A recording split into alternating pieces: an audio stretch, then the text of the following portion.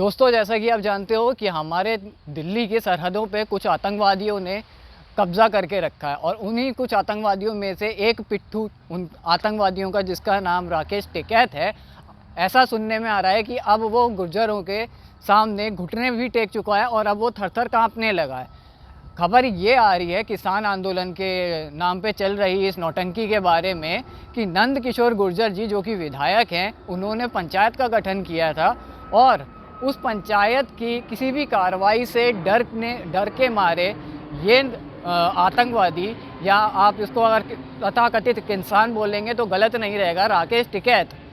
डर के मारे अपने कुछ लोगों को उनके पास माफ़ीनामा लेकर के भेज रहा है पिछले कुछ दिनों से। अगर ये किसान वाकई में किसान हैं और ये सही है, तो ऐसा क्या किया है नंद किशोर जी ने कि इनको डर के मारे इनके पैरों के नीचे से ज़मीन खिसकने लगी है? ऐसा क्या आंदोलन में हुआ है पीछे? 26 जनवरी तक सब शांति से जो आंदोलन चल रहा था, 26 जनवरी वाले दिन जिस तरीके से इन लोगों ने तिरंगे का अपमान करके उसको नीचा दिखाने की कोशिश करी, उस तिरंगे को जिसके ऊपर हज़ारों लाखों वीर शहीद हो गए हैं और होते रहे हैं और आगे भी होते रहेंगे,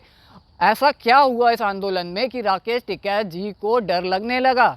अगर उनको इतना ही डर लग रहा है तो वो इस आंदोलन को ख़त्म करके सबसे माफ़ी मांग के, देश से माफ़ी मांग के, देश के तिरंगे के आगे नतमस्तक होके ये साफ क्यों नहीं कर देते कि ये आंदोलन सिर्फ़ और सिर्फ उनका एक पॉलिटिकल स्टंट था। पॉलिटिक्स में अपना करियर बनाने के लिए उन्होंने एक स्टंट करा। जिस तरीके से हमारे केजरीवाल साहब आकर के पॉलिटिकल स्टंट्स करते रहते थे रिव्यू सिस्टम से पहले अपने, उसी तरीके से इन्होंने भी एक पॉलिटिकल स्टंट बनाते हुए इसको आगे बढ़ाया। और आज जब इनके ऊपर सख्त कार्रवाई की जा रही है, इनके ऊपर एफआईआर करी जा रही है, उन दंगाइयों के ऊपर, उन आतंकवादियों के ऊपर जिन्होंने 26 जनवरी वाले दिन को हमारे बर्बाद करके रख दिया था, जिसको एक ब्लैक डे बना करके रख दिया था, उन सब के ऊपर एफआईआर हो रही है, तो इन लोगों को डर क्यों लग रहा है? अगर आपने देश विरोधी काम किया है, देश विरोधी गतिविधियों में आप शामिल रहे हैं, तो आपके ऊपर कार्रवाई होना जायज़ भी, हाँ, लाजमी सी बात है।